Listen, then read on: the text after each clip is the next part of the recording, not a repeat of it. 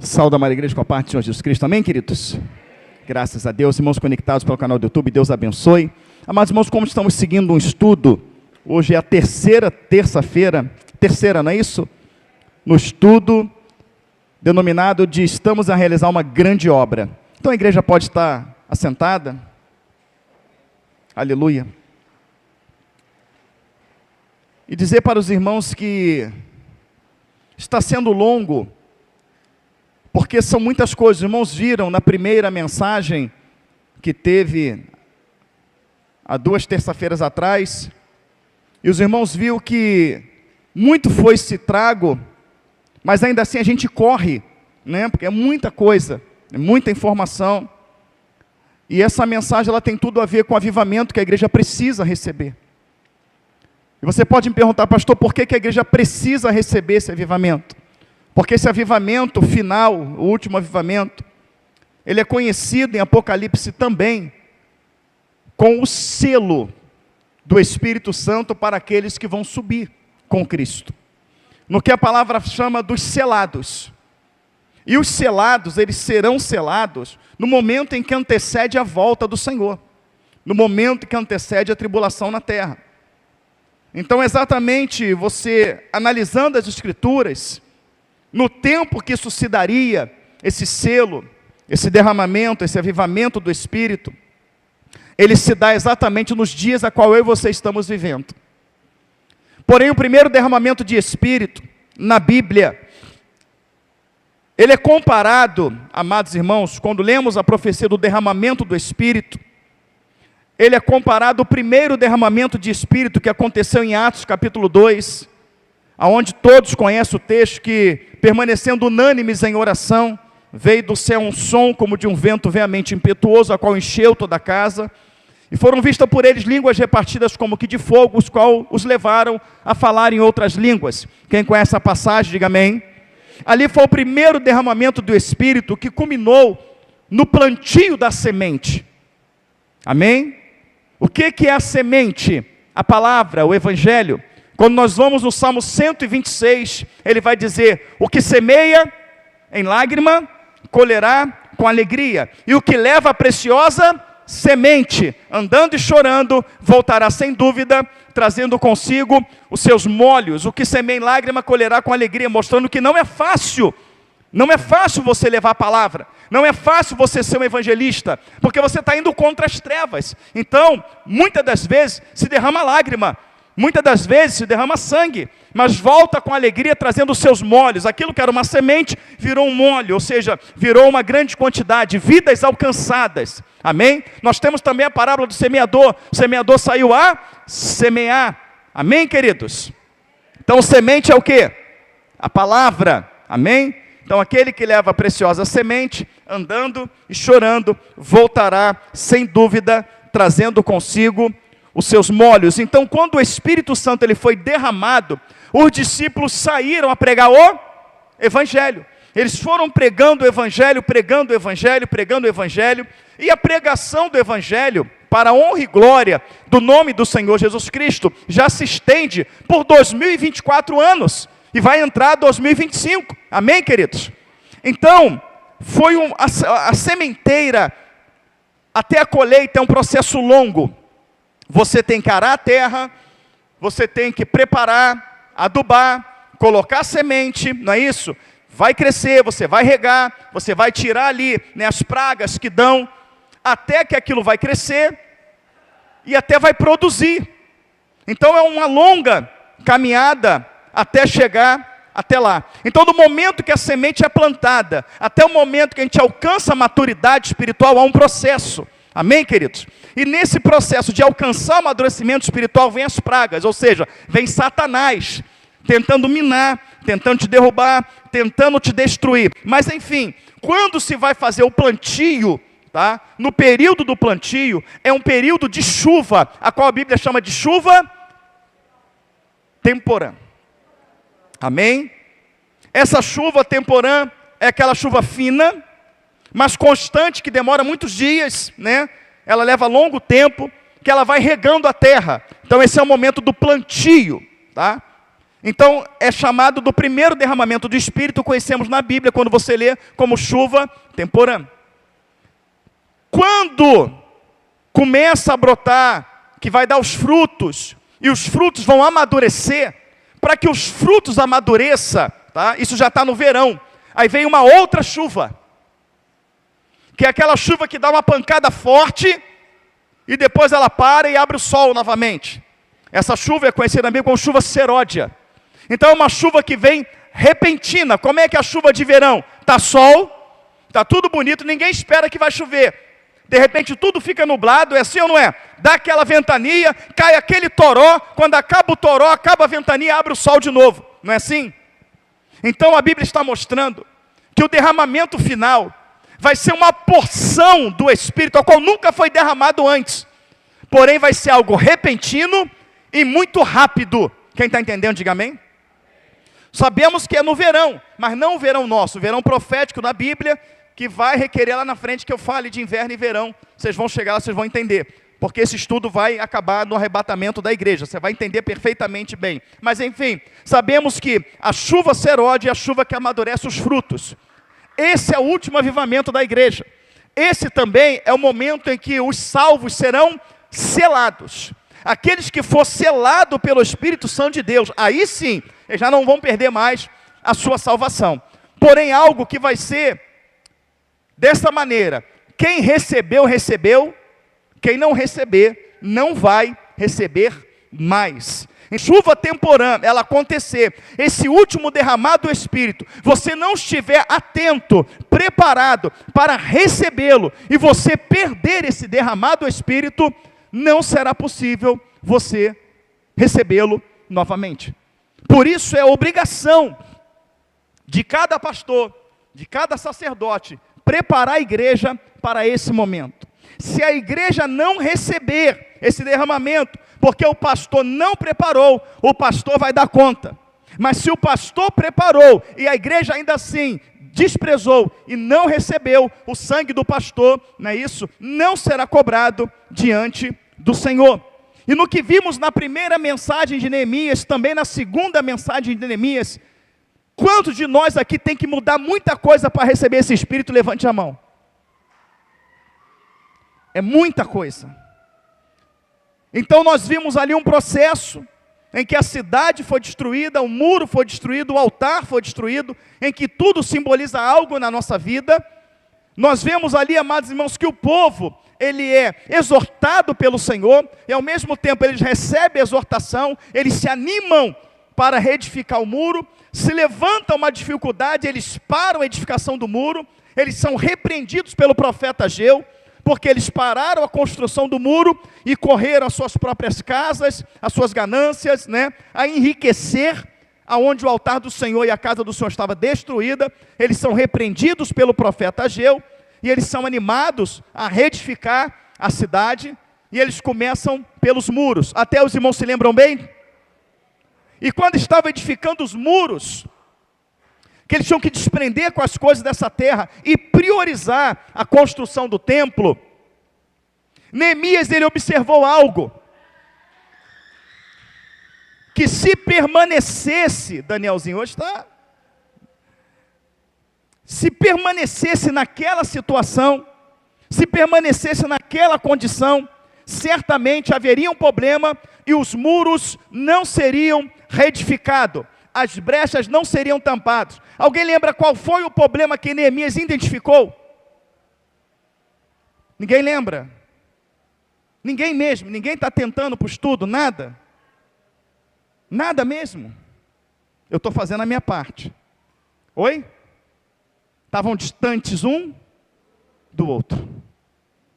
Não foi onde nós paramos na semana passada? Eles começaram ali a edificar o muro, tamparam, né? Consertaram algumas coisas, tinham que consertar, se desprenderam da terra e se voltaram para construir o muro. Porém, o Delfim estava aqui, é só um exemplo, tá, Delfim? O Delfim estava aqui, o Wellington estava lá, né? O Juan estava lá, o Luan estava, estavam separados um do outro. E Neemias fala assim: esta obra é uma obra grandíssima, porém, estão muito afastados um dos outros. Vamos abrir agora em Neemias,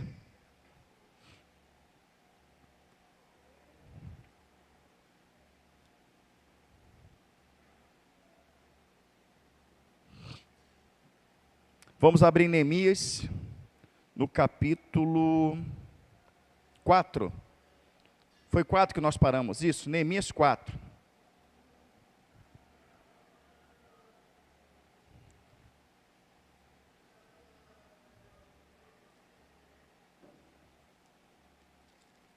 Se tiver dificuldade em abrir Neemias, você abre em Salmos, volta a Jó, Esther, Neemias, capítulo 4.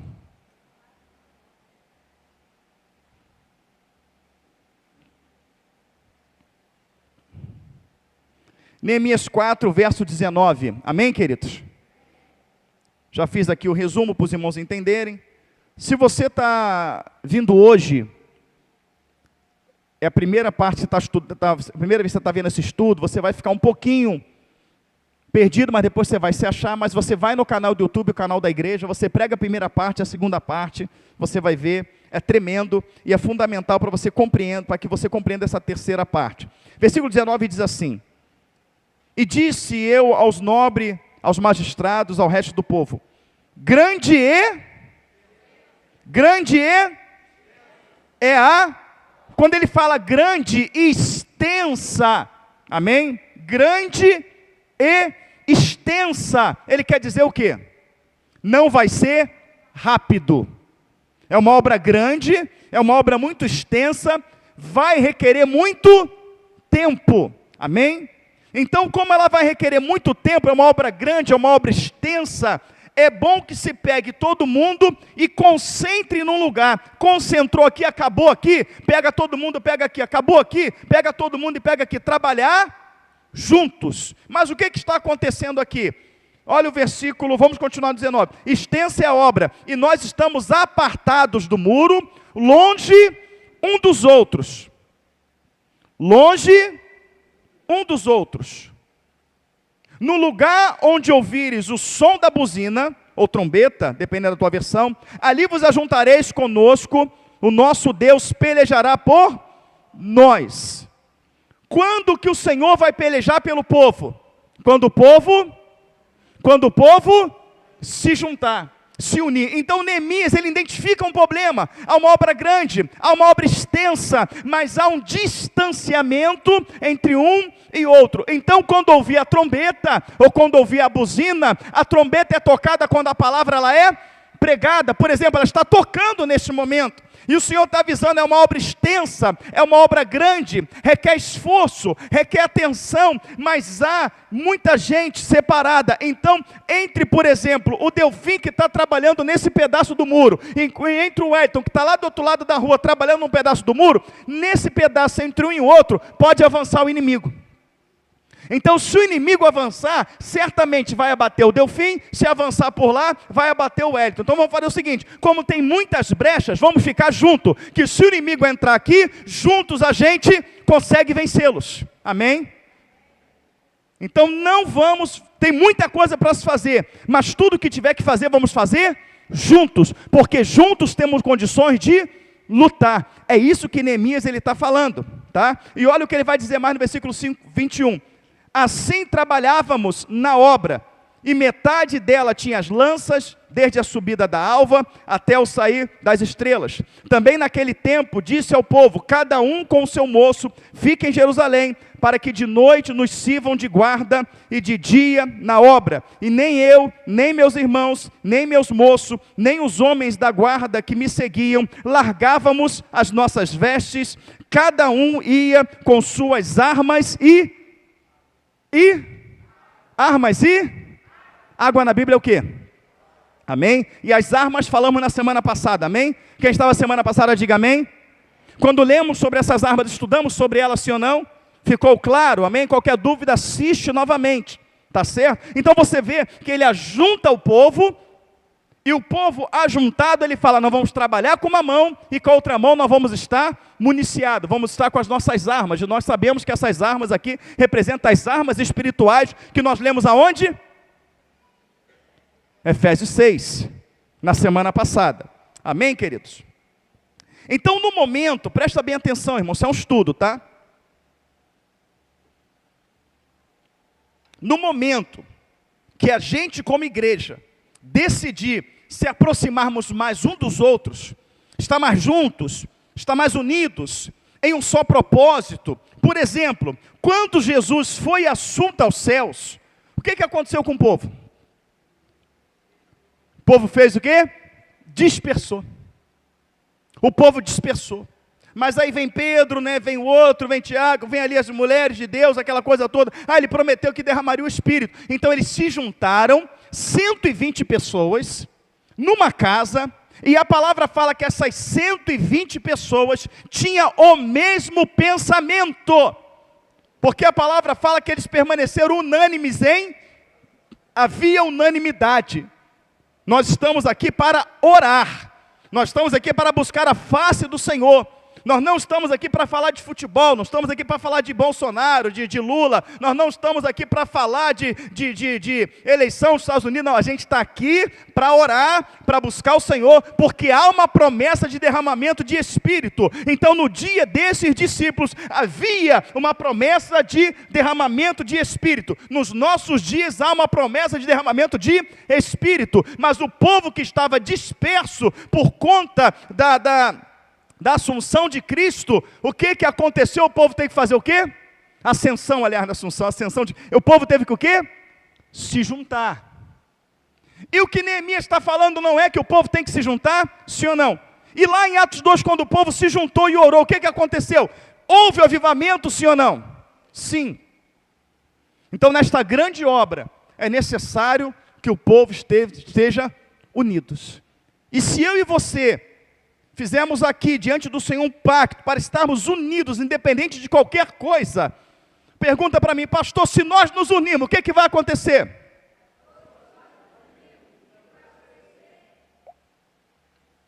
Neemias vai ensinar, porque Neemias está direcionado pelo Espírito. No momento que tira todo mundo que está afastado e junta, e coloca as armas, Satanás ele vai mudar a estratégia. Mas ele vai entrar para dissipar aquele povo novamente. E o que acontece no capítulo 5, logo depois que eles se unem? Começa a sondar no meio deles um espírito de dissensão. Amém? Um espírito de confusão. E vamos ler no capítulo 5.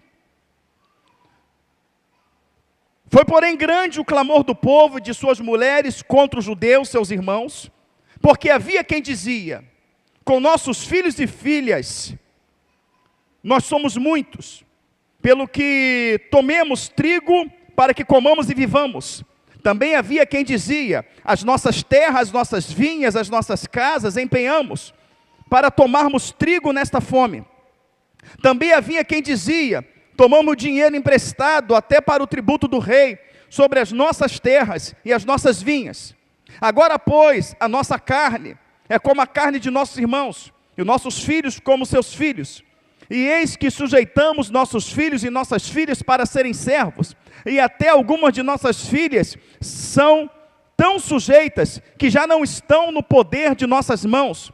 E outros têm as nossas terras e as nossas vinhas. Ouvindo eu, pois, o seu clamor e essas palavras, muito me enfadei. Quem se enfadou? Neemias. Por que Neemias se enfada?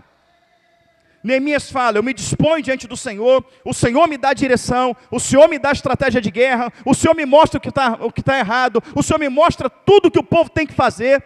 E quando eu consigo unir o povo, quando a gente consegue fazer a obra, esse mesmo povo que foi instruído, começa uma dissensão, começa uma briga, e eu vou explicar, porque de repente, lendo o texto, não vai entender muito bem, eu vou explicar o que aconteceu. Muitas pessoas que estavam trabalhando na edificação dos muros, tinham sido presas, tinham sido levadas escravas, amém? E essas pessoas, elas poderiam ser soltas, se elas, como se fosse no dia de hoje, pagassem uma fiança. Quem está entendendo, diga amém. Então foi feito um acordo, olha, me dá os seus bens e eu te solto. E algumas pessoas não tinham bens. Então vamos supor que eu fui preso. Aí eu chego lá para o Marcinho e falei, Marcinho, me tira, paga lá para mim. E o Marcinho fala, rapaz, eu não tenho dinheiro, mas eu tenho uma terra. Não, paga com a tua terra, que saindo daqui eu desembaraço a minha, eu pago, eu dou um jeito. E aí o Marcinho foi lá e me soltou, amém? O Manel foi lá e soltou o irmão Ilha. Uma irmã soltou outra, deu uma joia. Não, quando sair te pago. Só que o muro ainda estava destruído, a cidade estava destruída, algumas coisas estavam destruídas. E quando eles começaram a edificar, uns começaram a falar assim: olha a quantidade de gente que a gente está aqui, olha a minha família, tem pouco pão. Sabe por que tem pouco pão? Porque eu dei dinheiro para soltar ele. Eu dei terra para soltar ele, eu dei terra para soltar, ela não me pagou ainda. Para pagar a dívida que eu fiz, para poder te tirar de lá, eu tive que empenhar minha filha está trabalhando lá. Meus filhos ficaram tão escravos que eu já não tenho mais domínio sobre ele, a culpa é tua, porque eu te tirei e tu não me pagou. Quem está entendendo, diga amém.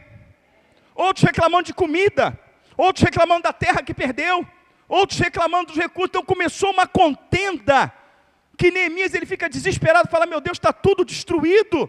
No dia de hoje, tá? Jesus está voltando. A gente só tem um foco: edificar a nossa vida, edificar os muros, restaurar o altar. Mas está preocupado com o irmão que não pagou, com o irmão que não falou, né? com o irmão que não chamou para o evento. Que o irmão fez uma festinha lá, postou e não me chamou. Querido, pode ser que o irmão não tenha condição de fazer uma festa para 200, 300 pessoas, se for chamar a igreja toda. Ele chamou a família, os 2, 3 irmãos, e porque apareceu lá numa foto, ele não gosta de você. Então esse tipo de contenda, de picuinha, se levanta quando a igreja resolve se unir. E aí Neemias ele olhou e falou assim: é necessário, para que esse povo esteja unido, é necessário que haja entre eles perdão de dívida. Tem que haver perdão. Porque um está trabalhando aqui com rancor do outro que não pagou, o outro está trabalhando com rancor do outro lá que por causa dele a filha virou escrava. Então, enquanto tiver rancor, raiz de amargura, aqui, isto não vai à frente. Quem está entendendo, diga amém. Não vai à frente. Olha o que Neemias fala, nós vamos ler aqui, no versículo 6. Ouvindo eu, pois, o seu clamor, e essas palavras muito me enfadei, e considerei comigo mesmo no meu coração. Depois pelejei com os nobres e com os magistrados e disse-lhes: usura tomais cada um de seu irmão. Usura, irmãos, é pegar com juros, amém? Aqui é uma agiotagem. Quem está entendendo, diga amém. A Bíblia condena a agiotagem, sim ou não? Você não pode ser agiota nem pegar com agiota. Amém, igreja? É crime espiritual e a agiotagem também é crime perante a lei. Mas,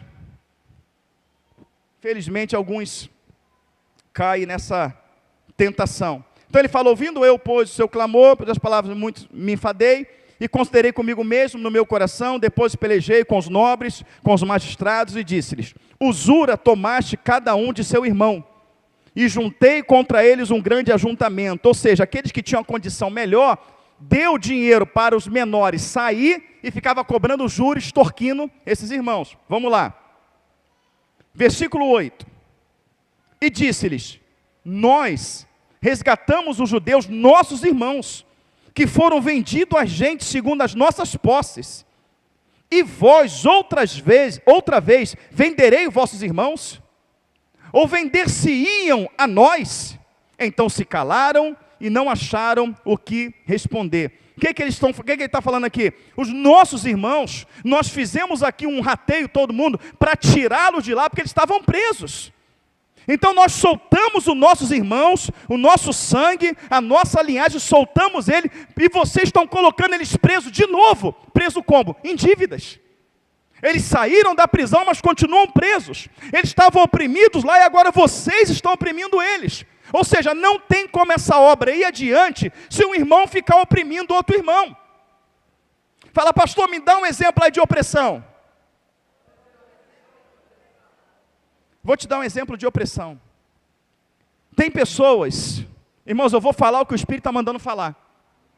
Tem pessoas que elas não se preocupam com o seu nome.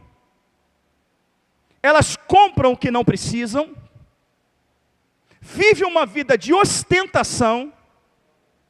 Elas não pegam, elas sujam o nome porque comprou roupa, porque comprou sapato, porque foi fazer viagem, porque foi para um restaurante, não podia, os amigos chamaram, né? Vamos lá, é legal, inaugurou. A pessoa sabia que não podia ir, mas vamos embora, a gente bota no cartão, depois vê como faz. É assim ou não é? Bota no cartão, depois vê como faz. Legal.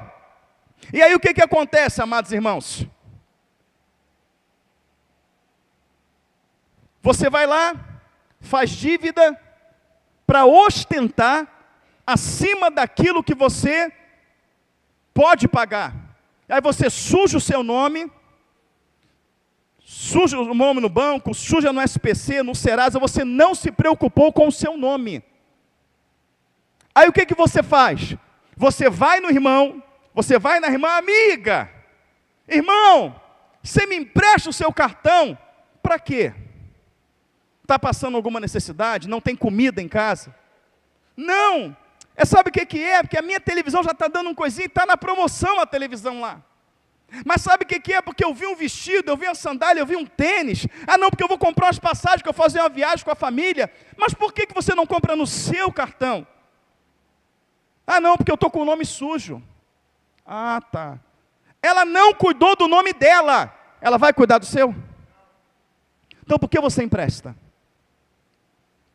Por que você faz isso? A Bíblia fala que eu não devo ser fiador de ninguém. Se o irmão está necessitado de uma comida, ele está necessitado ali a casa dele, você nem empresta não, você pega o teu cartão, tanto quando tu vai lá, compra uma cesta básica, você dá para o irmão, mas a Bíblia fala, não empreste.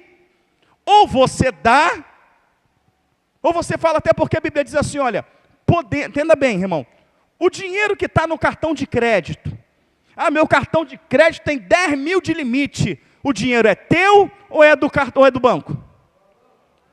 Então quando você usa o cartão, o banco está te emprestando o dinheiro não é teu, é do banco. Então se uma pessoa vier falar com você, eu preciso comprar 2 mil reais ali, me empresta o seu cartão, tu tem para me emprestar? E você só tem o cartão, fala, não irmão, não tenho. Não, mas tu tem cartão de crédito? Eu tenho cartão de crédito.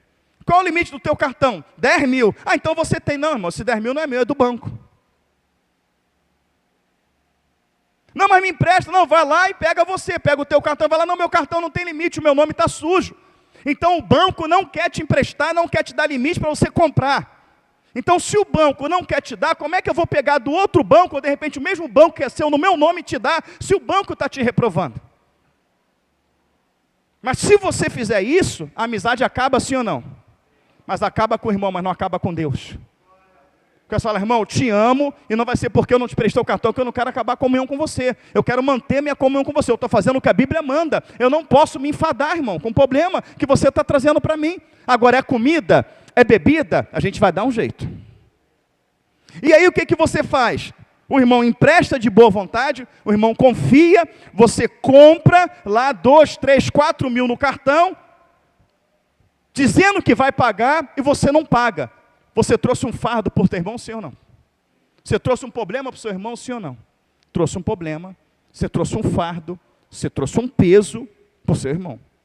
E quando você pediu o cartão rindo à toa, irmão, obrigado, tal, estamos juntos, você é meu irmão mesmo, olha rapaz, eu dou meu rim para você, mas quando chega a hora de pagar, que o irmão vai te cobrar, você se irrita, que não era nem para ele te cobrar, porque o servo que é servo do Senhor mesmo, se realmente ele precisou para algo que era uma necessidade, no momento que chega a hora de pagar, a pessoa não cobra não, ele vai lá e fala, está aqui ó, está aqui. Então o que acontece? Aprisiona. Ou tem aqueles irmãos dentro de igreja, olha eu te empresto, mas eu te empresto com 30%, tem agiota dentro da igreja, sim ou não? Fala de um modo geral, tem ou não tem? Tem pastor aqui no bairro, aqui, se o povo tiver com problema aqui, tem pastor aqui no bairro que ele empresta, tem ou não tem? Tem. O pastor fulano empresta. Tem. Isso vai ter em um monte de lugares. E aí oprime aquela pessoa, mantém aquela pessoa aprisionada. Mas a maioria das pessoas pegam dinheiro emprestado não pelo que elas necessitam, mas elas pegam dinheiro emprestado para suprir as suas vaidades.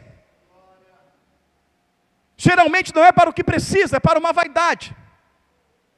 E Deus não está nisso. Então aqui o povo está preso ao material, alguns pegaram que tinham um recurso a mais, né? Comprou a liberdade do irmão e fez com que o irmão fosse escravo para ele, para viver, para pagar juros. Em cima de juros. E essas pessoas estão reclamando. A gente está trabalhando no muro aqui, mas a gente come pouco, porque não sobra dinheiro para a gente comprar. Porque eles tomam tudo da gente. É juro em cima de juro. Não consegue, já dei terra para eles, a terra que eu tinha eu dei para eles, a plantação eu dei para eles, a casa eu dei para eles, eu já não tenho mais nada, mas eles estão me cobrando. Aí vem aqui Neemias e diz, versículo 8, e disse-lhes, nós resgatamos os judeus, nossos irmãos, e que foram vendidos a gente, segundo as nossas posses, e vós outra vez, vendereis vossos irmãos? Ou vender-se-iam a nós? Então se calaram e não acharam de que responder. Olha o que Neemias fala, disse mais, não é bom que fazeis, porventura não devias andar no temor do nosso Deus, por causa do opróbrio dos gentios, nossos inimigos? Então, quem faz isso não tem o quê? Temor. Quando ele fala assim, vocês não têm que andar no temor do Senhor, né? A gente não tem que andar no temor, ele está falando, vocês não têm temor a fazer isso. Vocês não têm temor. E se você não tiver temor, você não realiza uma grande obra. Amém? Versículo 10. Também eu e meus irmãos e meus moços, o próprio gentil nossos inimigos, também eu e meus irmãos e meus moços, a juro, lhes temos dado dinheiro e trigo. Então eu, meus irmãos, está falando aqui, olha, também eu, meus irmãos, meus moços, a juros, lhes tem dado dinheiro e trigo. Ou seja, eles tinham pagado juros sobre juros. Deixemos este ganho, não vamos mais cobrar juros, não cobrem juro deles. Restitui-lhes hoje, vos peço, as suas terras, as suas vinhas, os seus olivais, as suas casas, como também o 100º do dinheiro, do trigo, do mosto, do azeite, que vós exigis dele. Ou seja, tudo que vocês usurparam do irmão de vocês, paga. Porque quando vocês foram soltar os irmãos, não foi dessa maneira, me solta que eu te pago o juro, não. Não, vocês são meus irmãos, eu vou soltar vocês. Quando eles foram soltos, vocês falaram, agora tem que pagar o que me deve, mas tem que pagar com juro. Então vocês não foram justos, vocês não tiveram temor, vocês têm cobrado juro sobre juro. Perdoa a dívida dos seus irmãos, devolve as terras. Quando Zaqueu, publicano, ele se converte ao Senhor, o Senhor fala, Senhor, tudo que eu peguei, não é isso? Eu vou restituir 4 vezes mais. Quem eu defraudei, eu vou restituir 4 vezes mais. E o que eu tenho, eu vou dividir com os pobres. Então isso é um princípio bíblico, amém? Isso vem do Espírito Santo de Deus. Então enquanto irmãos se aproveitavam de outros irmãos, eles não estavam aptos para realizar esta grande obra. Eles não seriam bênção, eles não somariam no trabalho, pelo contrário, eles seriam pedra de tropeço. Então no momento que os irmãos se unem, há uma contenda. E há uma contenda por quê? Porque fala, como que esse irmão está junto comigo? Como ele diz que está realizando uma grande obra comigo? Se ele me cobra juros? Se ele monta nas minhas costas? Se ele me usurpa? Como? Isso não está certo. Então aquilo não ficou uma situação confortável. E Neemias falou, tem que haver perdão de dívida. Tem que haver perdão de dívida. Restitui-lhes, versículo 11, hoje vos peço as suas terras, as suas vinhas, os seus olivais, as suas casas, como também o 100º do dinheiro, do trigo, do mosto, do azeite, que vos exiges dele. Então disseram, restituí-lo-emos, e nada procuraremos deles. Faremos assim como dizes. Então chamei o sacerdote e os fiz jurar que faziam conforme esta palavra. Também o meu regaço sacudi e disse, assim sacuda a Deus todo homem da casa e do seu trabalho, que não cumprir esta palavra, assim seja sacudido e vazio, no dia de hoje, seja cortado do projeto de Deus, todo que não obedecer essa palavra, é isso que ele está falando, porque o projeto de Deus era realizar a cidade, se seja cortado do trabalho aquele que não realizar, ou seja, quem não tiver isso no coração, ele não vai realizar essa grande obra, e ele não vai ser avivado. Quem entendeu, diga amém, igreja. E aí uma vez que isso foi feito, eles conseguiram trabalhar, e você vai ver no capítulo 6, que eles conseguem concluir a construção do muro. Amém? Mas, falando da contenda que se levantou, logo que se levantou aquela contenda, Neemias teve sabedoria, discernimento, e jogou aquilo por terra, amém? Contenda se joga por terra.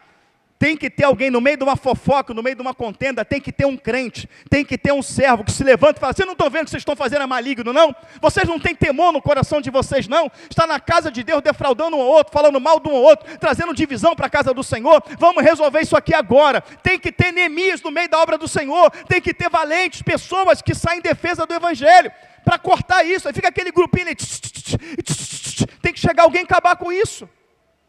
Tem que usar a autoridade do Senhor. Não é lugar para isso. Quem está entendendo, diga amém. Por quê, irmãos? Vamos lá. Todo reino dividido contra ti não subsistirá. Mateus 12? Mateus 12. Mateus 12. Todo reino, Mateus 12.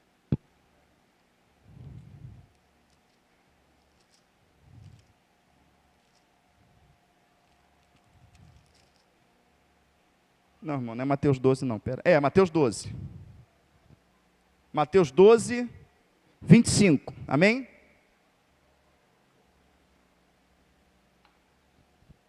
Quem abriu, diga amém. Tem alguém que não abriu, diga misericórdia. Todos abriram? Mateus 12, 25. Jesus, porém, reconhecendo os seus pensamentos, disse-lhes, todo reino dividido contra si mesmo é devastado. E toda cidade ou casa dividida contra si mesmo não subsistirá. É Jesus que está falando. A palavra do Senhor diz assim, buscar em primeiro lugar o reino dos céus. Que reino você busca? Da terra ou dos céus? Então, ele fala que lá não pode ter divisão. Então, se tiver divisão aqui, ele não vai levar para lá. Porque lá já dividiu uma vez. E ele sabe por que dividiu. Então, toda pessoa que tem o pensamento de divisão, de contenda, não vai habitar lá. E outra coisa, por que o Senhor ele tem uma particularidade com esse pecado? Alguém sabe? Porque o primeiro pecado foi o de Eva, não foi? Não, esse foi o primeiro pecado na terra. O primeiro pecado foi de Satanás, quando semeou contenda entre os anjos. O primeiro pecado foi um pecado de semear contenda, de trazer divisão. E quando trouxe divisão naquele reino, o que aconteceu com ele? Se dividiu. Uma parte foi devastada, se transformaram em demônios e se dividiu. Então aonde há, presta atenção, aonde há divisão, há devastação, há destruição, não subsiste. Eu já vi pessoas boas, pessoas, amados irmãos, que tinham tudo para ser hoje grandes homens de Deus, mulheres de Deus, amados irmãos, entrar em contenda, em divisão e afundarem por completo.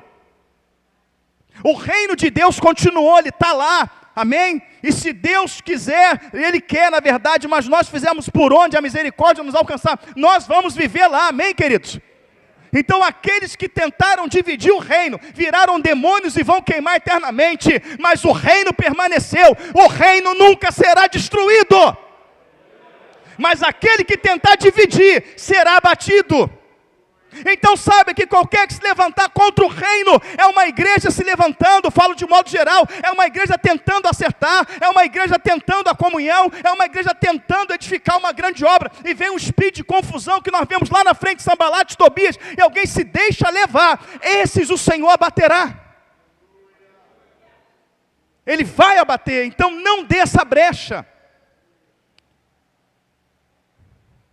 Pergunta para mim, pastor, como que o espírito de divisão começa a agir?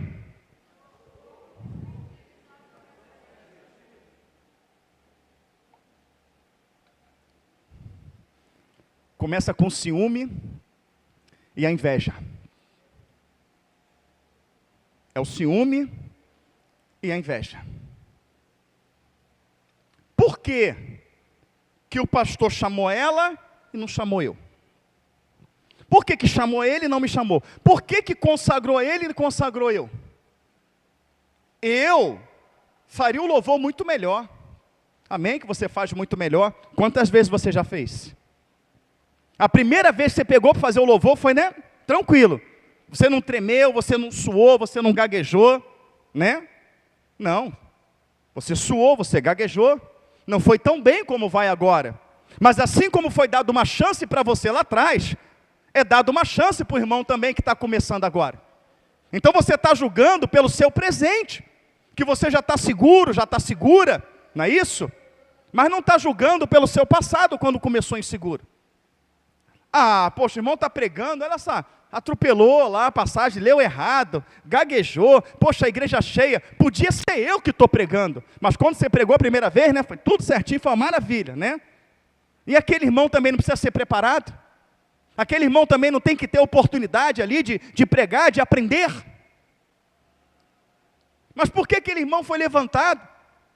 O irmão é tímido, não gosta nem de orar lá na frente, como é que ele vai ser obreiro? O irmão não gosta de pregar, como é que ele vai ser obreiro? Nós temos obreiro na igreja que não prega. Nós temos obreiro na igreja que não vai para frente orar. Não me chama para orar lá na frente, mas quando você vai na casa dele, nós conhecemos, ele tem um caderno dessa grossura, que todo pedido de oração, ele anota naquele caderno, e todos os dias ele tem o joelho gastado, ele clama pelas vidas.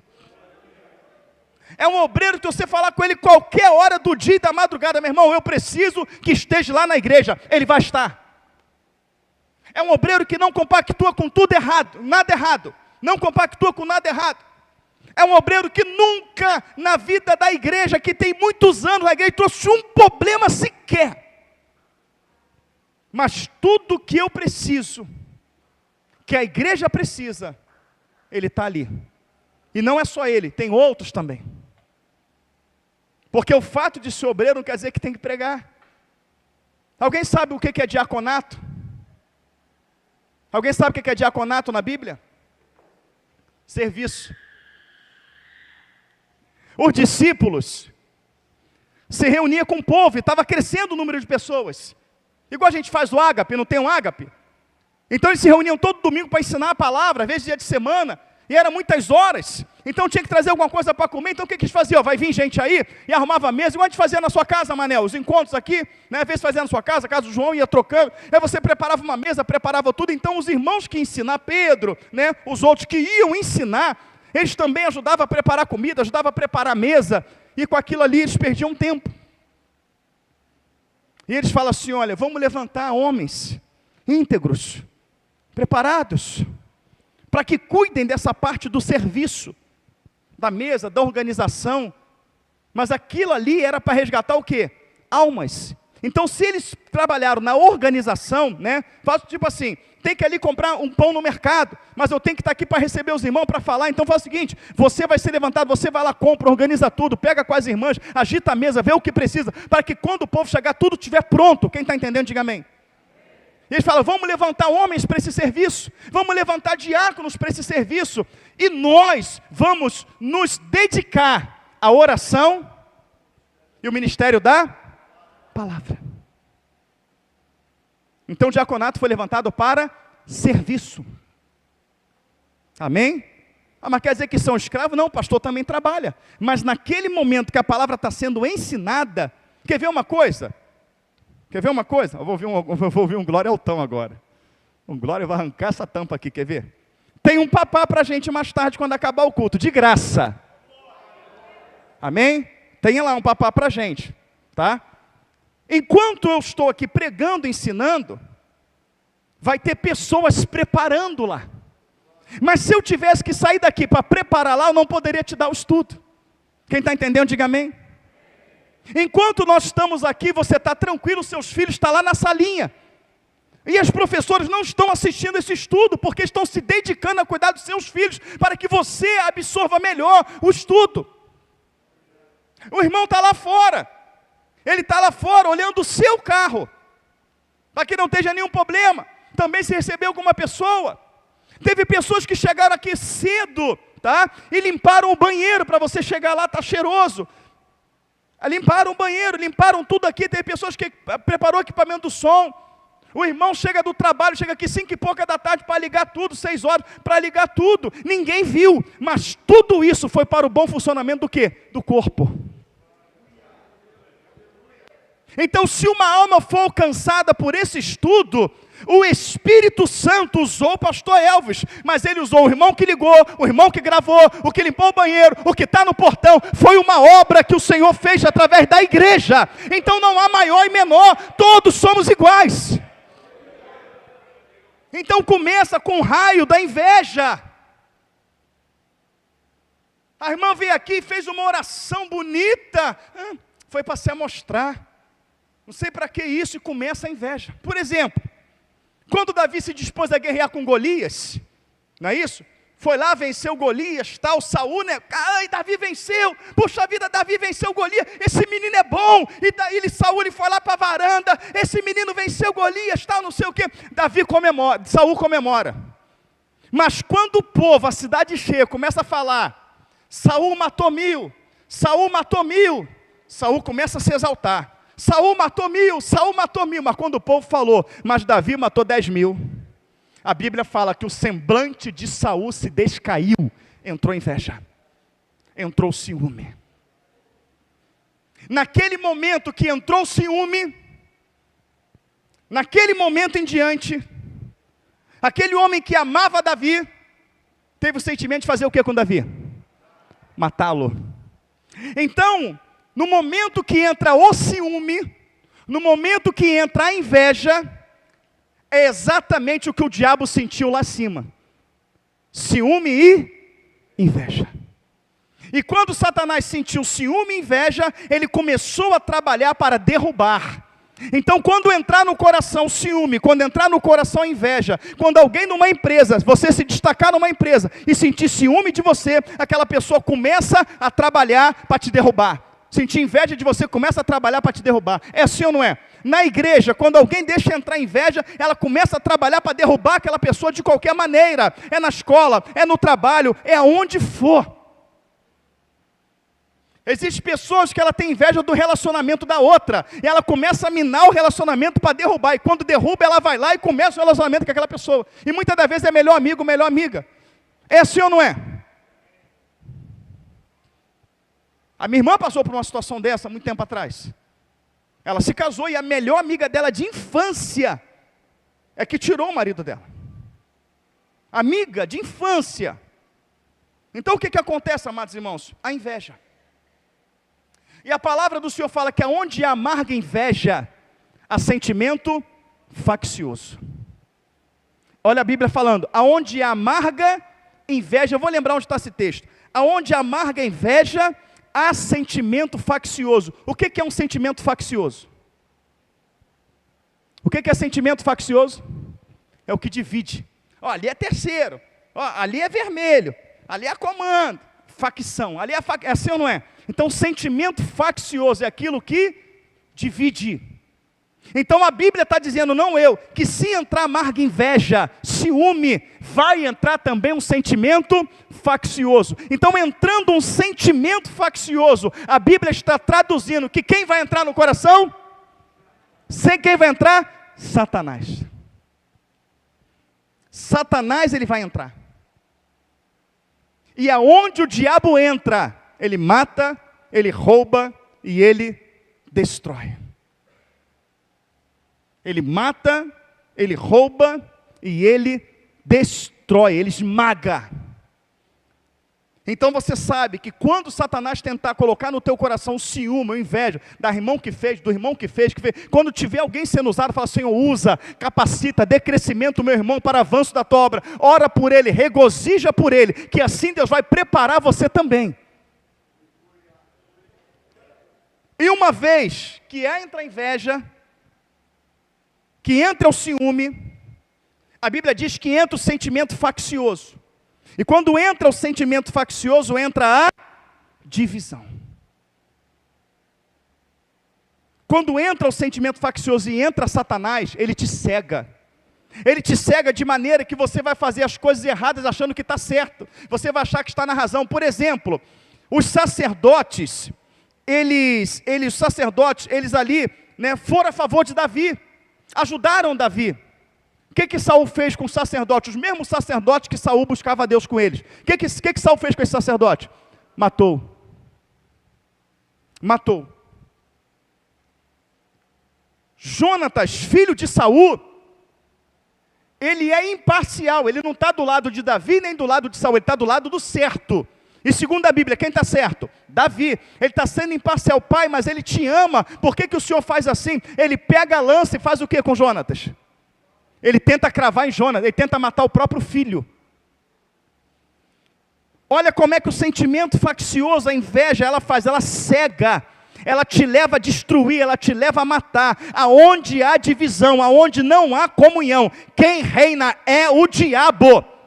Então, se não há comunhão entre você e o irmão, quem reina é o diabo. Se não há comunhão na tua família, quem reina é o diabo, é Satanás, ele que reina. E se o diabo de alguma maneira reina em alguma área da sua vida, se Jesus voltar, tu acha que tu está onde? Se você morrer hoje, tu acha que está onde? Se vier uma enfermidade, algo para te matar, e tu tiver que pedir o socorro de Deus, como vai ser? Se quem reina na tua vida é o diabo, quem está entendendo, diga amém. Isso é sério. Isso é muito sério.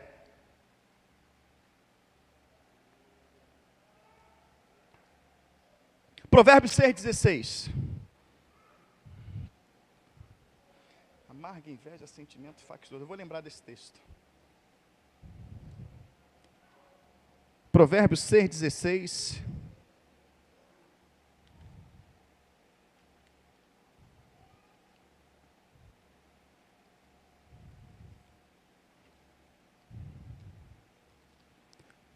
Quem abriu, diga amém. Não abriu, diga misericórdia.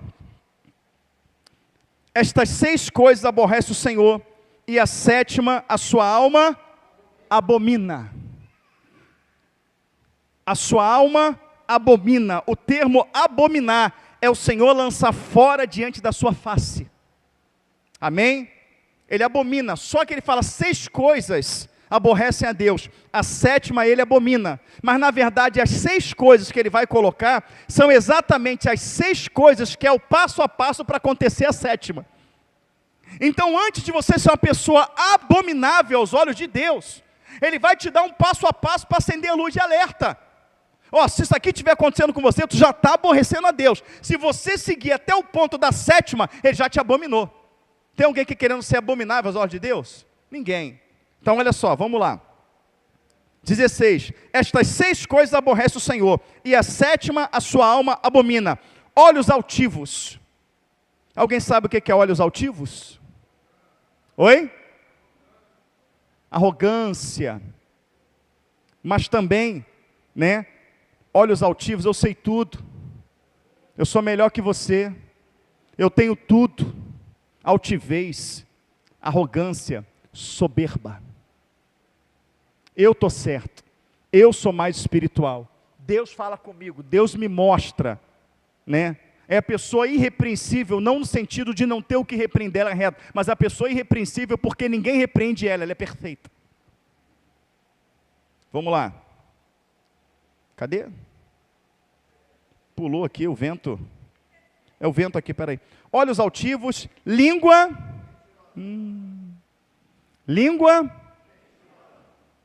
mentirosa. A Bíblia fala que não pode ter acusação contra o servo, como uma serva do Senhor, sem 2 ou mais testemunhas. Então se alguém vier falar assim para você, olha, sabe o que o pastor Wellington fez? Olha, eu não sei, e na verdade eu não quero saber, mas se você me insistir em me falar, você tem que ter 2 ou 3 testemunhas que confirmem o que você está falando. A Bíblia fala isso para mim, não é velho testemunho, não é no novo. Então se você não tiver 2 ou 3 testemunhas para testemunhar o que ele fez, não adianta nem você conversar comigo, que eu não vou ferir a palavra de Deus. Se você quiser ferir é contigo, mas eu não vou. Se a igreja tiver essa atitude, essas pessoas se criam. Esse demônio se cria. Mas o problema é que as pessoas não têm essa atitude. Tem que ter, irmãos. Tem que ter essa atitude. Língua mentirosa. A palavra fala em Tiago capítulo 3, que um pequeno fagulha incendeu um grande bosque. Ou uma grande embarcação, uma embarcação gigante, impelida pela força do vento, se move com tão pequeno leme. Se você pegar uma embarcação, por exemplo, hoje aí, uma embarcação de 240 metros, que leva aqueles containers, quando aquela embarcação está no pia, ela está para fazer manutenção, você vai ver que o leme daquela embarcação é do tamanho de um Fusca. O leme. Então você vê ali, Tamanho de uma Kombi, você bota uma Kombi em pé, é o leme ali. Mas você vê uma embarcação de 240 metros, o que é uma Kombi? É uma mosca.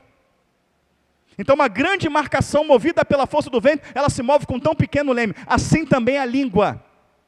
Peçonha mortal, um pequeno membro que tem poder de destruir todo o corpo. Um pequeno membro que tem poder de destruir todo o corpo de Cristo, que é a igreja. Então a Bíblia já alerta. E as grandes confusões dentro da igreja vêm através de quê? Você viu? Está sabendo? Me falaram. Tanto que quando vem falar alguma coisa comigo, mas eu falei, quem falou? Mas eu não posso dizer que vai expor a pessoa. A pessoa que trouxe a mentira, ela tem que ficar coberta. Mas a obra do Senhor tem que ser exposta. A pessoa que está inventando mentira, ela vai continuar minando, ela tem que ficar coberta. Mas a obra do Senhor, a igreja, tem que ficar exposta. É um pensamento que não é bíblico. Mas vamos lá. Língua mentirosa. Mãos que derramam sangue inocente. Pastor, eu nunca matei ninguém. Na lei, se você transpassasse com a espada e matasse, você era homicida. Na graça, se você se encolerizar contra o teu irmão, você é homicida. Amém? Tem muitas pessoas que já morreram na fé por conta de contenda, por conta de mentiras. Muitas pessoas. E agora vamos lá, ó, passo a passo, hein? Coração que maquina pensamentos viciosos. Só maquina, só em maquinar já está. Pés que apressam para correr para o mal, fazer maldade, trazer divisão, destruir a pessoa. Testemunha falsa. Testemunha falsa que profere o quê? Mentiras. Mentiras. Testemunhas falsas que proferem mentiras. O irmão fez isso, o irmão falou aquilo, o irmão falou aquilo outro. E versículo 19. A testemunha falsa que profere mentira e o que semeia contenda entre os... O que semeia contenda entre os irmãos. Então a sétima qual é? Que Deus abomina. O que semeia contenda entre irmãos. Então significa, amados irmãos, tá? Significa que se a Raila, minha esposa, ela teve uma contenda com a Joyce, só um exemplo, tá? Tudo aqui é exemplo, tá, irmão? Ninguém tem, mas tem uma contenda com a Joyce. Se a Raila sair daqui e ela for lá falar com a Jéssica da contenda que ela teve com a Joyce, perante o Senhor ela já pecou e ela está semeando contenda entre os irmãos. Amém? Está semeando contenda entre os irmãos. E aí a Jéssica vai lá e fala para quê? Para Angélica. Angélica vai lá e fala com a Nandinha. A contenda está semeada sim ou não? Deus abomina. Então se tiver um problema com a Raila e com a Joyce, o que tem que ser feito? O que ela tem que fazer? Mateus 18. Isso é um estudo, irmãos, isso não é aquela mensagem, isso é um estudo. Mateus 18, não falha a memória, 15.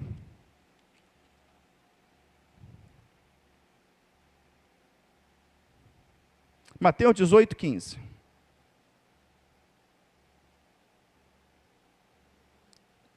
– 95% dos casos não é assim que se faz. 95% do caso, a pessoa sai daqui, chega em casa, manda usar, fulana, tu não sabe o que a fulana fez comigo. Irmão, tu não sabe o que o irmão fez comigo. E começa o zanzazã. Isso aqui não é praticado dentro da igreja. O que é pecado? Fraudar a lei de Deus. Mateus 18, 15. Ora, se teu irmão pecar contra ti, vai e repreende-o entre ti e ele só. Amém? Isso é feito? Em 95% dos casos, 98% dos casos é feito? Não. Não é feito. Agora, quem é que está falando aqui para fazer? É Jesus? Não tem nenhum... É Jesus? Você segue a quem? Amém? Está escrito sim ou não? Mas aí ela foi até a Joyce não ouviu ela. Não quero saber, não sei o que, tal. Não, peraí, eu estou me humilhando aqui, tal. Não fica assim, tal. A Joyce não aceitou. O que tem que fazer? Entre ti e ele só. Se te ouvir, ganhaste a teu irmão. Ó que bênção. Mas se não te ouvir, leva ainda contigo um ou dois, para que pela boca de 2 ou 3 testemunhas toda a palavra seja confirmada. Tá, Joyce ficou nervosa, ela não quis. No outro culto, Manu, você pode vir comigo aqui um instantinho? Fernanda, pode vir comigo aqui um instantinho? O que foi? Não, que eu preciso, não precisa falar o que aconteceu. Eu preciso me reconciliar com uma pessoa, eu já fui até ela pessoalmente, mas ela não aceitou. Então a Bíblia diz que eu preciso ir com 2 testemunhas. Vem comigo, para a glória do Senhor. Vou. Olha, elas estão aqui, eu não passei o que aconteceu entre nós, mas eu estou aqui para me humilhar, para te pedir perdão, a tua amizade é importante, não vamos deixar o diabo entrar, eu errei contra você, eu fiz o que é mal, me perdoa. Não, eu não quero, eu não aceito. Ela vai procurar a pessoa responsável, fala, olha, tem uma contenda entre eu e a irmã, foi eu que errei, mas eu tentei me humilhar, a irmã não aceitou, eu levei essas 2 testemunhas, então agora eu peço para que o Senhor venha intervir. Aí sim, eu vou entrar, fazer uma reunião com a igreja, falar, irmãos, existe uma contenda entre a fulana e a Beltrana, veio 2 testemunhas aqui, confirmou tudo, mas a irmã ainda está com o coração endurecido, não quer, então isso é uma coisa entre elas 2, ela e o Senhor, vamos orar por elas, amém? Vamos orar para que isso caia por terra, porém, eu não quero esse assunto rodando dentro da igreja. É isso que tem que fazer, pastor? Vamos ver aqui, ó. Cadê?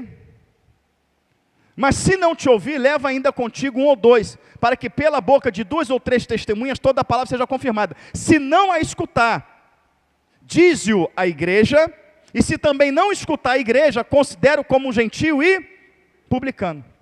Considere como uma pessoa que não se converteu. Considere como uma pessoa que não quer estar no reino, que não quer viver em comunhão. Mas tem um passo a passo para isso, sim ou não? Tem um passo a passo. Quantos já viram esse passo a passo ser feito dentro da igreja? Levante a mão. A Mauri está fazendo assim, apontou para mim. Eu já fiz isso dentro da igreja, lá atrás. Mas não é comum você ver. Mas não é o que tem que fazer. Por isso que tem muita contenda dentro da igreja, falando de forma geral. Amém, igreja? Você entendeu? Amém? Você entendeu? Então ninguém quer demônios na sua vida. Ninguém quer. A Bíblia fala da ira, da cólera, da maledicência, da raiz de amargura. Nós vimos aqui de tudo que vai guardar, guarde o teu coração. A palavra fala nas bem-aventuranças, Mateus 5, bem-aventurados limpos de coração, porque verão a Deus. Então não pode ter raiz de amargura. Não pode ter. De maneira nenhuma pode ter. A comunhão com o Senhor, ela depende diretamente da minha comunhão com você. Ah, pastor, mas tem pessoa que não quer ter comunhão comigo. Opa, espera aí. Judas, quando traiu Jesus, ele quis ter comunhão com Jesus? Não. Ele traiu Jesus.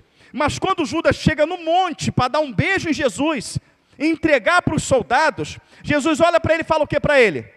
Amigo, aqui veio.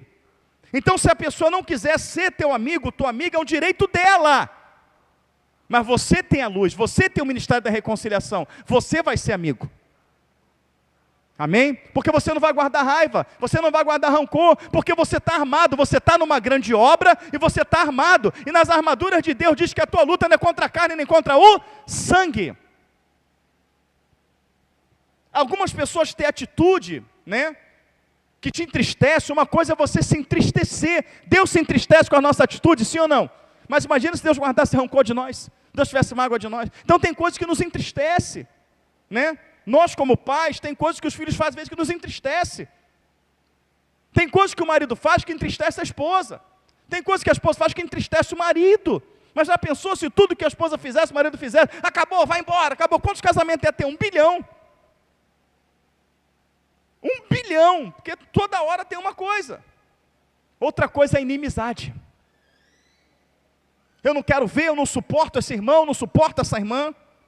Então não tem como realizar uma grande obra se há divisão, se há contenda, se há inveja, se há raiz de amargura, se não há coração limpo. Como Deus vai operar? Como Deus vai agir? Como Deus vai trabalhar, irmãos? Então isso que nós estamos lendo aqui é muito sério. Vamos ler também 2 Coríntios 2. 2 Coríntios 2.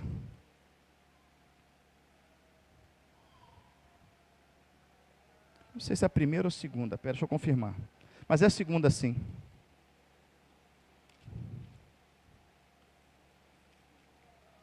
Eu peço desculpa aos irmãos que eu fico confirmando, porque se eu anotar em papel é que eu me perco todo. É isso mesmo, 2 Coríntios 2:5. Todos.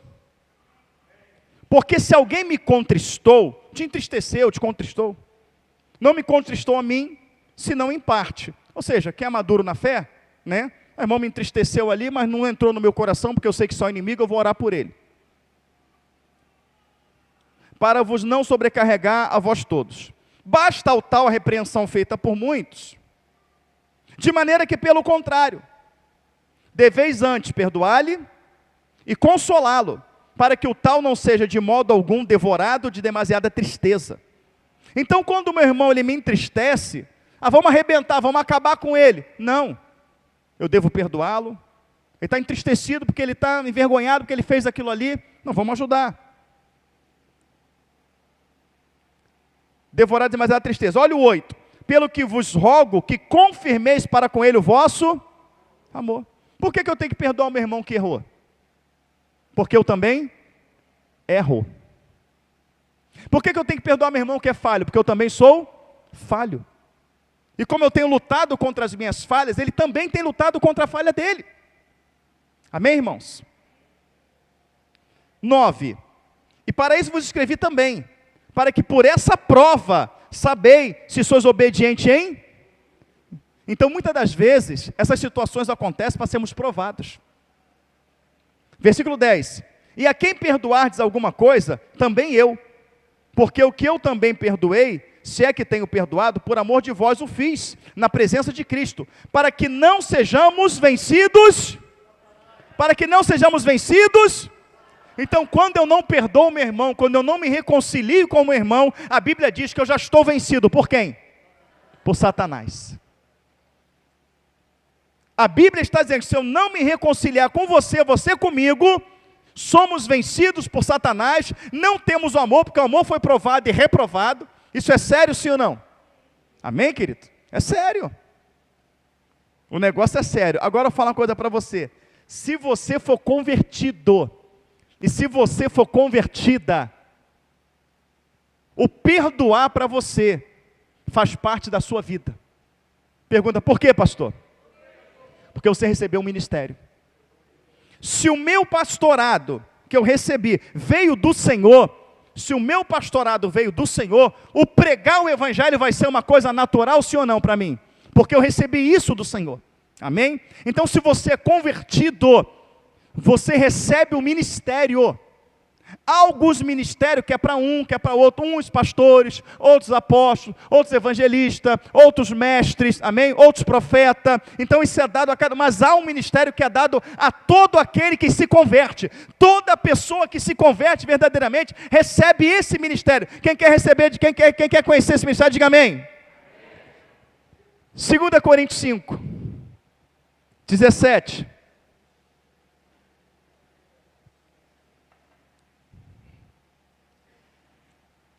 Estamos a realizar uma grande obra, isso é uma brecha que tem que ser tapada, amém? 5,17. Podemos? Assim que se alguém está em Cristo, as coisas velhas já passaram, que tudo se fez. Esse primeiro versículo aqui, ele está falando de quê? Conversão. Se alguém está em Cristo, alguém se converteu, nova criatura, as coisas velhas já passaram, tudo se fez novo. As pessoas só guardam esse versículo, mas olha a potência que é os versículos seguintes. E tudo isso provém de Deus, que nos reconciliou consigo mesmo, por Jesus Cristo, e nos deu não, tá baixo, nos deu o ministério quem recebeu Jesus aqui, diga amém. Se você se converteu verdadeiramente, tu tem esse ministério. Então reconciliar não é problema para você. Agora, se você não reconcilia, você não tem esse ministério. E se você não tem esse ministério, é porque você não se converteu. É a Bíblia que está dizendo, tá bom? Vou repetir, versículo 18. E tudo isso provém de Deus, que nos reconciliou consigo mesmo por amor de Jesus Cristo e nos deu o ministério da reconciliação. Isto é, Deus estava em Cristo, reconciliando consigo o mundo, não nos imputando os seus pecados, e pôs em nós a palavra da reconciliação. De sorte que somos embaixadores da parte de Cristo, como se de Deus por nós rogasse. Rogamo-vos, pois, da parte de Cristo, que vos reconcilieis com Deus. Amém, queridos? Amém? Então, se você se converteu, eu não consigo perdoar, você se converte, isso vira um dom, isso vira um ministério. Ou seja, eu vou traduzir, você fica especialista, expert em dar outra face. Vão te bater de mão fechada, né? Pum, numa face vai voar 3 dentes, tu banguelinho vai vir, vai dar outra. E é bom que arranca os dentes igualzinho. O pastor Jorge já deu a outra face. É igualzinho, dá um sorriso igualzinho, deu outra face. Você fica especialista em dar outra face. E por que tu vai aguentar a pancada? Porque a tua luta não é contra a carne, nem contra o sangue. Amém? Quem quer mais, diga amém. Primeira Epístola de João, capítulo 1. Olha o que você vai ler agora, é estremecedor. Você está entendendo? Lá em Neemias fala de uma separação, né? Fala de uma contenda, de quebra de comunhão, e foi necessário aquilo cair por terra para que a obra avançasse, amém, queridos? Então tivemos que parar e falar um pouquinho de comunhão. Por que um pouquinho? Porque se eu for falar de comunhão, vai levar 3 terça-feiras só falando de comunhão. Então vamos pegar aqui, dar uma pincelada básica para você entender, tá? Vamos lá, primeira epístola de João. Pastor, não sei abrir a epístola de João, estou começando agora. Abre Apocalipse, o último livro da Bíblia, e vem voltando um pouquinho. Primeira epístola de João.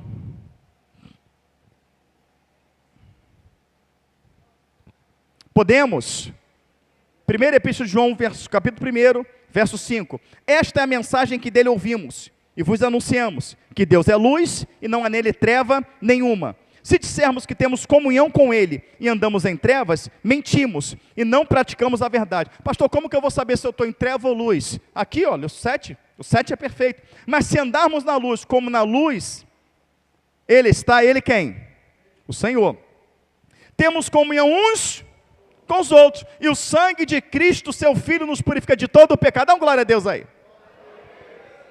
Se andarmos na luz, como na luz ele está.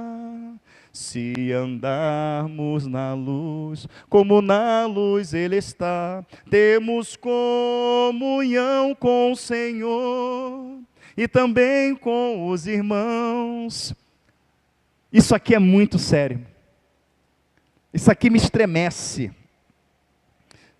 Mas se andarmos na luz, como na luz Cristo está, temos comunhão uns com os outros.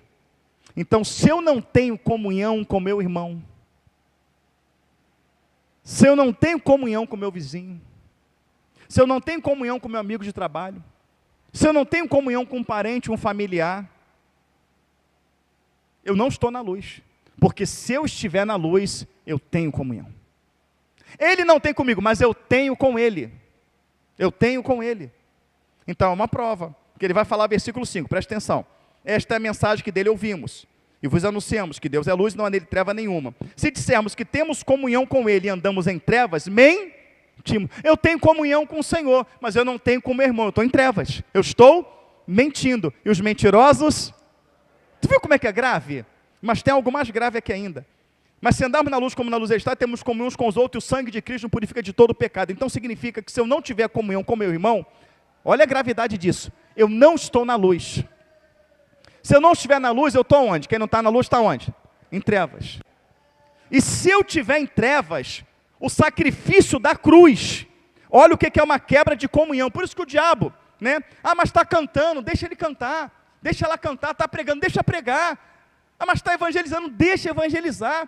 Não, mas está fazendo isso, aquilo, está empenhado na obra, deixa estar. Deixa, porque eu já coloquei uma contenda no coração. Ela não fala com fulana, não fala com Beltrano, ele não fala com ciclano, ele não fala. Então já tem a raiz de amargura. Vai fazer essa obra toda e no final vou vir para trás de mim, nunca te conheci. Então o diabo não se preocupa, ele deixa, está cantando, deixa, está tocando, deixa, está pregando, deixa, está fazendo, deixa, porque isso aí já é nosso. Não vai entrar no céu. Por quê? Se eu não tenho comunhão com meu irmão, eu não tenho com o Senhor. Se eu não estou com o Senhor, eu estou em trevas. E se eu estou em trevas, está dizendo assim, olha, que se eu andar na luz como na luz Cristo está, eu tenho comunhão com meu irmão, e o sangue de Cristo me purifica de todo pecado. Então aqui é uma condição, para que o sacrifício de Cristo tenha ação sobre a minha vida, ou ação de me lavar, de purificar, de remissão dos meus pecados, para que isso ocorra, é necessário que eu tenha comunhão. Se eu não tiver comunhão, eu quebrei na minha vida a ação do sacrifício de Cristo. E se eu quebrei a ação do sacrifício de Cristo, logo o que acontece? Eu sou devedor da cruz, eu sou devedor do meu pecado. E se você morrer devendo, porque a ação de Cristo de pagar os pecados não foi possível para aquele que quebra a comunhão, tu vai para onde? Você está entendendo? E quantas pessoas com diploma de batizado, quantas pessoas com ministério na igreja, quantos pastores em cima do púlpito, quantos obreiros, quantos evangelistas, quantos diáconos, quantas mulheres de oração não têm comunhão com o irmão, com a irmã? É muito ou pouco? Muito. É grave, sim ou não? Pergunta, pastor, então como que a gente tem que viver? Ah, está muito baixo, irmãos. Pergunta de novo aí. Efésios 4.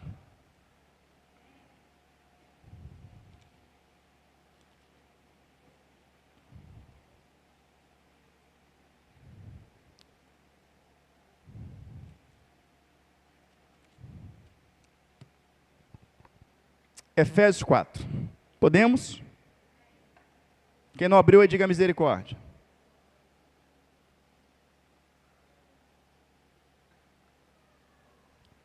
Efésios 4:1. Rogo-vos, pois eu, o preso do Senhor, que andeis como é digno da vocação que foste chamado. Ah, pastor, como eu sei que estou andando na vocação digna que sou chamado? Se você cumprir esses critérios aqui, ó. Versículo 2.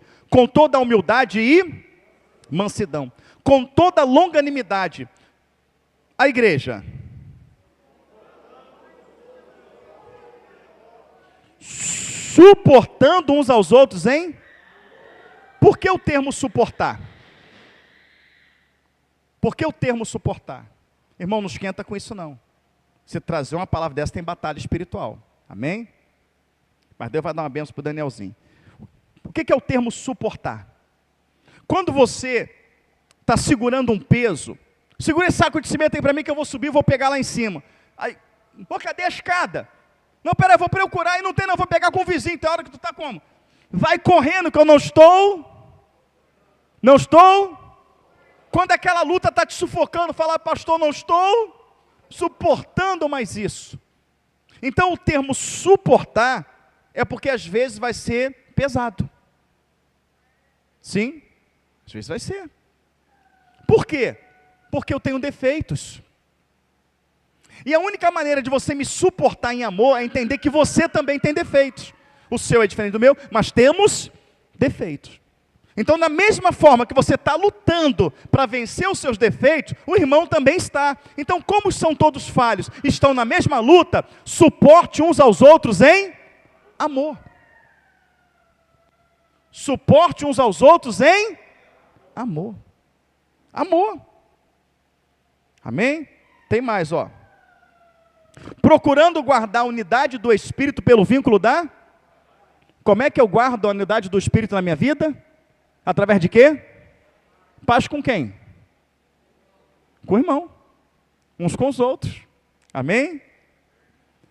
Como é que eu vou guardar a paz com o meu irmão? Só há um jeito. Há um só corpo, um só Espírito, como também foste chamado em uma só esperança da vossa vocação, um só Senhor, uma só fé, um só batismo, um só Deus e Pai de todos, o qual é sobre todos e por todos em todos, mas a graça foi dada a cada um de nós, segundo a medida do dom de Cristo. Eu vou repetir, há um só corpo, amém? Eu sou um com você, amém, querido? Você é um comigo. Há um só corpo, em um só Espírito, como também foste chamado em uma só esperança da vossa vocação, um só Senhor, uma só fé, um só batismo, um só Deus e Pai de todos, o qual é sobre todos e por todos em todos, amém? Amém? Ficou claro? Nós somos um corpo, a igreja ela é corpo de Cristo, ele tem que estar bem ajustado. Nós servimos o mesmo Deus, nós buscamos o mesmo Espírito Santo, nós professamos a mesma fé, nós temos o mesmo batismo, amém, queridos? Temos que ter unidade, nós somos irmãos, nós somos família, há um corpo só, um só Espírito, um só batismo, uma só fé, em um só Deus. Temos que viver da maneira digna que fomos chamados, nós fomos chamados para viver em comunhão, nós fomos chamados para viver em paz uns com os outros, amém, queridos? Nós fomos chamados dessa maneira. Então, se nós não entendermos isso, e nós não fizermos isso, esta obra não pode continuar. Então você que se propôs da primeira mensagem a realizar essa grande obra, de restaurar o altar do Senhor, de tampar as brechas, edificar o templo do Senhor, que é nossos corações, para a gente receber esse avivamento aí. Você viu a primeira etapa, você falou que queria continuar, você viu a segunda etapa, falou que queria continuar, viu a terceira, falou que queria continuar, essa quarta etapa, quem quer continuar, diga amém. Você quer mesmo? Vai continuar nessa grande obra? Se continuar, a gente vai vencer. Então abre o Salmo 133. Aleluia. Salmo 133. Eu gosto, hein? Vai virar canção. Amém? Oh, quão bom e quão suave é que os irmãos vivam em... De novo, oh, quão bom que os irmãos vivam em... Se isso acontecer, pastor, a gente viver numa união plena, o que vai acontecer? Oh, aleluia. Óleo 3, óleo 2, é como óleo precioso sobre a cabeça, que desce sobre a barba de Arão, e que desce na orla das suas vestes. É como óleo precioso na cabeça. Óleo sendo derramado na Bíblia, na cabeça, é o quê? Unção do Espírito. Como orvalho de Hermon, que desce sobre os montes de Sião, porque ali o Senhor ordena a bênção e a vida para sempre. Bênção e vida para... Traduz para mim, o que é vida para sempre?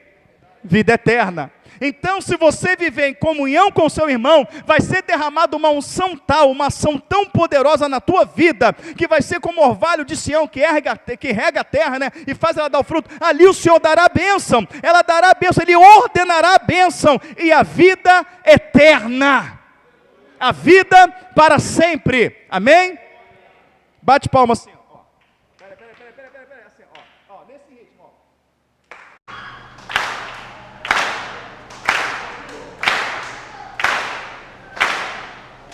Quão bom e quão maravilhoso é que os irmãos vivam em união. Quão bom e quão maravilhoso é que os irmãos vivam em união. O que você vai fazer? Aperte a mão do seu irmão e dê um sorriso para ele. Aperte a mão do seu irmão e cante esta canção. Vamos circulando.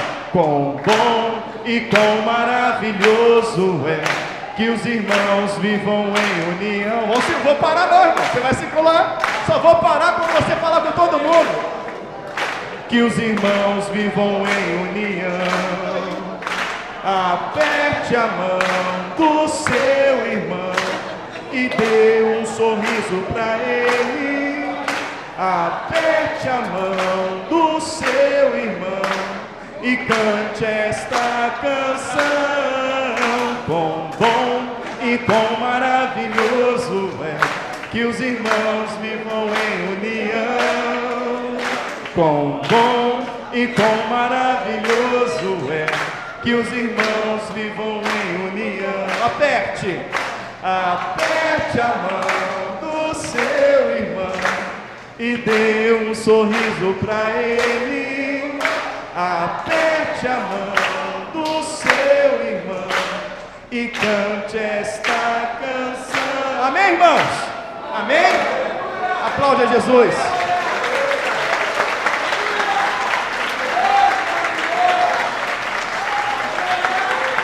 Aleluia. Glória a Jesus. Tem um hino antigo, não vou cantar então, vou cantar só um pedacinho para você ver. Ele fala assim, ó: eu sei que foi pago um alto preço. Para quê? Para que contigo eu fosse o meu irmão. Quando Jesus derramou sua vida, ele pensava em ti, ele pensava em mim, pensava em nós. Houve uma divisão no céu, não foi? Essa semente veio para a terra, dividiu o ser humano. Mas eu sei que foi pago um alto preço, para que contigo eu fosse um, meu irmão. Então, se eu e você não formos um em Cristo, como diz o hino também, eu sou um com você, no amor do nosso Pai, somos um. Se eu não for um com você, eu também estou desprezando o sacrifício de Cristo.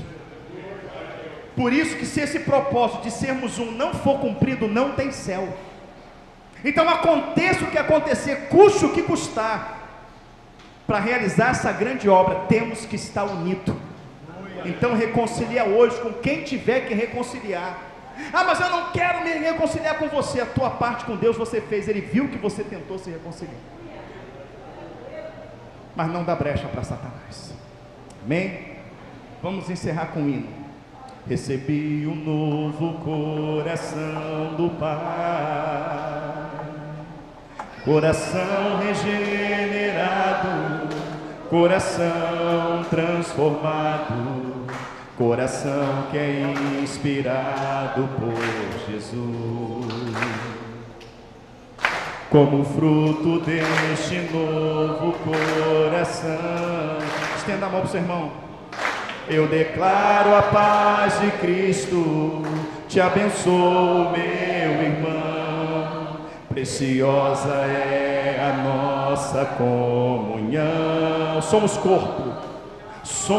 corpo, e assim bem ajustados, totalmente ligados, unidos, vivendo em amor, uma família, sem qualquer falsidade,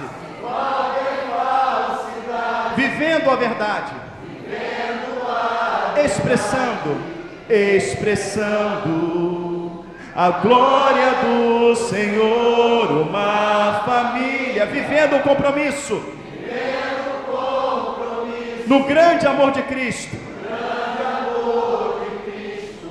Eu preciso de ti, querido irmão, precioso és para mim, querido irmão. Eu preciso de ti, querido irmão, precioso és para mim, querido irmão. Amém, queridos?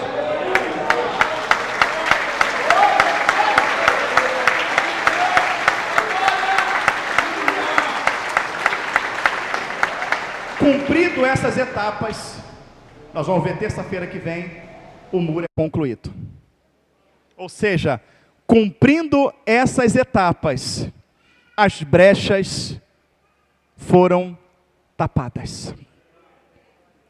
Então você vai ver que as próprias brechas do muro é todas essas coisas que precisava acertar.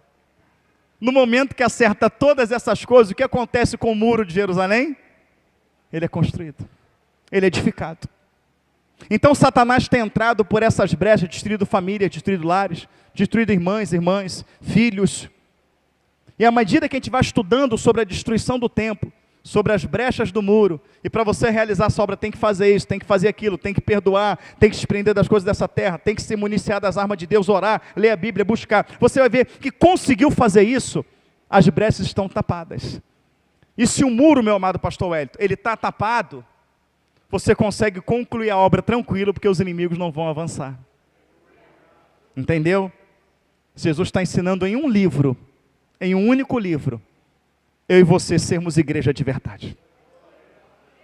Quem não assistiu a primeira parte, a segunda parte, então quem estava aqui, diga amém. Gente, meu Deus, o que é aquilo? É a Espírito Santo de Deus puro, mas as daqui para frente vai ser maravilhosa, não que as outras não tenham sido. Amém, queridos? Obrigado a oportunidade. Terça-feira que vem a gente dá continuidade. Amém? Pastor Jorge.